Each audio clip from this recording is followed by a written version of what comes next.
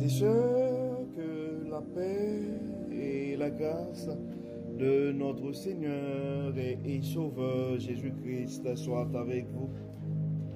Ici est WH Redemption Ministries pour notre dévotion matinale pour ce samedi 26 octobre 2024.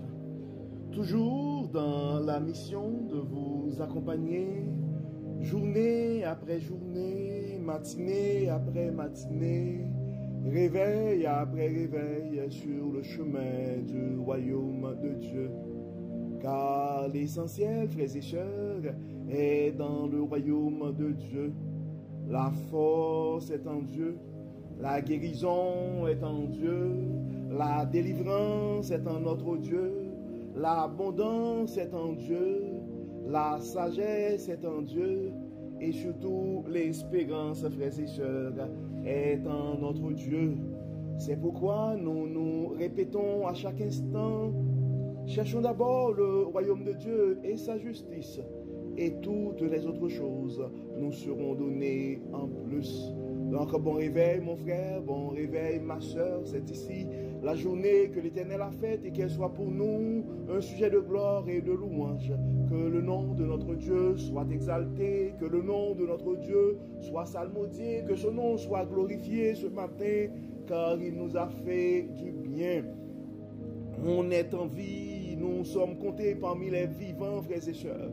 Et nous devons nous rappeler à chaque instant que beaucoup n'ont pas survécu cette nuit. Beaucoup ne se sont pas réveillés ce matin. Et pourtant, ils étaient apparemment en bonne santé. Donc le psalmiste nous dit dans le psaume 150 que tous ceux qui respirent louent l'Éternel. Louons l'Éternel, frères et sœurs. Chantons comme David: mon âme bénit l'Éternel. Que tout ce qui est en moi bénisse son nom.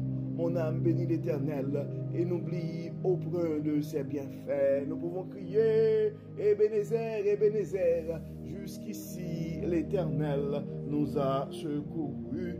Donc, frères et sœurs, la raison d'être de notre dévotion matinale, c'est de nous donner cette occasion d'avoir un réveil avec Dieu. Car un réveil avec Dieu met la table pour une journée remplie de la faveur de Dieu. Et en accumulant des journées remplies de la faveur de Dieu, frères et sœurs, nous allons finir par avoir une année, par compléter une année 2024 remplie de sa bonté. Et en accumulant des années remplies de la bonté de Dieu, nous allons finir par avoir une vie comblée de ses plus riches bénédictions sur plusieurs générations. C'est pourquoi, si tu penses à un frère, si tu penses à une soeur ce matin, nous vous invitons à partager ce message, car on ne sait jamais ce que la parole de Dieu peut faire dans la vie de l'un de ses enfants bien-aimés. Pour notre dévotion de ce matin, frères et sœurs, le texte qui nous est proposé, c'est le texte que nous trouvons en Galates, chapitre 1er. Nous allons lire les versets 11 à 17. Galates, chapitre 1er, versets 11 à 17. Galates, chapitre 1er, versets 11 à 17. Je veux que vous le sachiez, frères et sœurs, l'évangile que je vous ai annoncé n'est pas le fruit d'une pensée humaine, car je ne l'ai reçu d'aucun homme. Personne ne me l'a enseigné. C'est Jésus-Christ lui-même qui me l'a fait connaître par une révélation. Vous avez entendu parler de ma conduite passée quand j'étais adepte du judaïsme. Vous savez avec quel fanatisme je persécutais l'Église de Dieu dans le but de la détruire.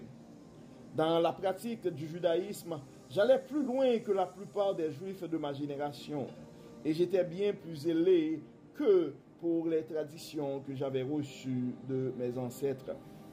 Mais Dieu m'avait mis à part dès avant ma naissance et dans sa grâce, il m'a appelé à le connaître. Aussi, dès qu'il lui a plu de révéler en moi son Fils pour que j'annonce aux non-juifs, je n'ai consulté personne. je n'ai consulté personne. Je ne me suis même pas rendu à Jérusalem pour rencontrer ceux qui étaient déjà apôtres avant moi. Mais je suis parti pour l'Arabie. De là, je suis retourné à Damas. Nous venons de lire, frères et sœurs, le texte que nous trouvons dans la lettre de Paul aux chrétiens de l'église de Galatie. Et il est toujours dans le premier chapitre, et les versets 11 à 17. Et cette portion de l'écriture est dans la lettre de Paul aux Galates. Le titre qu'on a pour ce texte dans la Bible du Semeur, la version de la Bible du Semeur, c'est la défense de l'évangile et l'évangile reçu de Christ. Et ce sont des choses qui vont arriver, frères et sœurs, des fois quand on se lance soit dans le ministère ou quand on se lance pour une cause quelconque. Donc les gens autour de nous pourraient avoir des doutes et vous pourriez non seulement avoir de la résistance, mais aussi des questionnements. Et Paul avait pris le temps pour clarifier que son évangile, c'est un évangile reçu de Christ. Je veux que vous le sachiez, frères et sœurs. L'évangile que je vous ai annoncé n'est pas le fruit d'une pensée humaine. Des fois, frères et sœurs, il faut être humble. Mais des fois aussi, les gens ont besoin de savoir. C'est pourquoi Paul a pris le temps pour les rappeler que son évangile n'est pas le fruit d'une pensée humaine. Et c'est pourquoi aussi, frères et sœurs, c'est quelque chose qui devrait nous inspirer. Et il faut éviter de prêcher nos pensées au lieu de penser et de prêcher l'évangile du Christ. C'est pourquoi, généralement, je me répète pour dire, il n'y a pas d'évangile, il n'y a pas de ministère sans le Saint-Esprit. Nous devons nous assurer que nous sommes vraiment envoyés et inspirés de Dieu. Et dans le verset 12, l'apôtre Paul continue pour dire, car je l'ai reçu d'aucun homme, personne ne l'a enseigné, ne me l'a enseigné. C'est Christ lui-même qui me l'a fait connaître par une révélation. Et Paul a exposé un peu sa vulnérabilité ou son passé. Pour dire dans le verset 13, vous avez entendu parler de ma conduite passée quand j'étais adepte du judaïsme. Vous savez avec quel fanatisme je persécutais l'église de Dieu dans le but de la détruire. Ça, c'est une chose que nous devons comprendre, frères et sœurs. Je pense que la semaine dernière, on en a parlé un peu. Et en fait, nous ne sommes pas... ça va arriver que nous ne sommes pas tous au même niveau dans notre parcours sur le chemin du royaume. Ça pourrait arriver, nous n'allons pas voir ou concevoir les choses de la même manière. Et ça pourrait arriver, frères et sœurs, que il y a des frères, il y a des sœurs qui ne se sont pas rendus à ce niveau-là et qui probablement voient les choses d'une autre manière.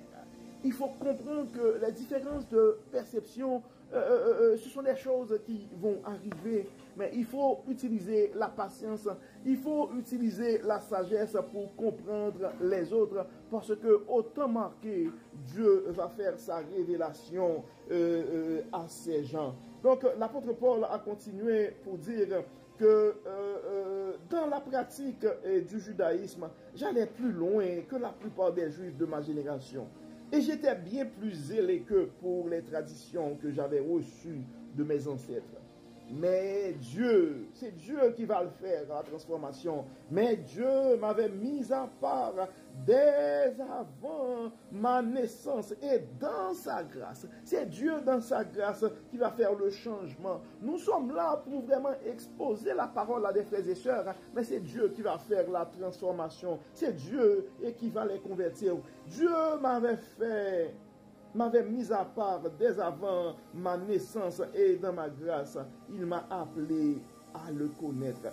Dieu a appelé Paul à le connaître. Nous sommes en train de lire 1 Galates, nous sommes dans Galates chapitre 1er, verset 15. Mais Dieu m'a mis à part dès avant ma naissance et dans sa grâce, il m'a appelé à le connaître. Aussi, dès qu'il lui a plu de révéler en moi son Fils pour que je l'annonce aux non-juifs, je n'ai consulté personne. Le temps marqué, Dieu va se révéler à toi, mon frère. Dieu va se révéler à toi, ma soeur. Et je l'avais déjà dit une fois, quand tu reçois l'approbation de Dieu, tu n'as pas besoin de l'approbation des hommes. Et ce que tu dois chercher ce matin, mon frère, ce que tu dois chercher ce matin, ma soeur, c'est l'approbation de Dieu. Et dans le verset 17, Paul continue pour dire, je ne me suis même pas rendu à Jérusalem pour rencontrer ceux qui étaient déjà apôtres avant moi, mais je suis parti pour l'Arabie. De là, je suis retourné à Damas. Ce que tu as besoin pour te lancer ce matin, mon frère, ce que tu as besoin pour te lancer ce matin, ma soeur, c'est l'approbation de Dieu. Et tu dois te rappeler, mon frère, tu dois te rappeler, ma soeur, il n'y a pas de ministère sans le Saint-Esprit. Il n'y a pas d'évangélisation sans le Saint-Esprit. Et nous devons nous rappeler que nous n'avons pas le pouvoir sur l'esprit humain. Nous pouvons exposer, des fois, nous sommes que des messagers. Nous avons la mission d'exposer la parole à nos frères et sœurs. Mais c'est à Dieu de faire la transformation. C'est à Dieu de faire la transformation. Et la chose la plus importante que Dieu nous a révélée dans ce texte, aussi ce matin, frères et sœurs, c'est que nous devons nous rappeler, et c'est très important, et frères et sœurs, que l'évangile que nous prêchons devrait être l'évangile de Christ, du Christ. Nous devons éviter de prêcher nos pensées à la place de l'évangile du Christ. Et c'est pourquoi nous allons prier Dieu pour que Dieu puisse nous inspirer, pour que Dieu puisse nous révéler sa sagesse et pour que Dieu puisse manifester sa puissance, pour qu'à travers nos paroles, à travers nos évangélisations, des cœurs puissent être touchés et des vies pourraient être changées pour le bien. Prions le Seigneur. Dieu de bonté, Dieu de miséricorde, grand architecte de l'univers, nous te disons merci Seigneur pour ton amour, merci pour ta grâce, merci pour la manière que tu n'arrêtes pas de nous révéler ta sagesse. Dieu, nous te disons merci ce matin. Nous te remercions, Dieu clément, car tu nous rappelles que c'est ton Saint-Esprit qui doit nous animer. Tu nous rappelles que tout ce que nous avons besoin ce matin, c'est ton approbation.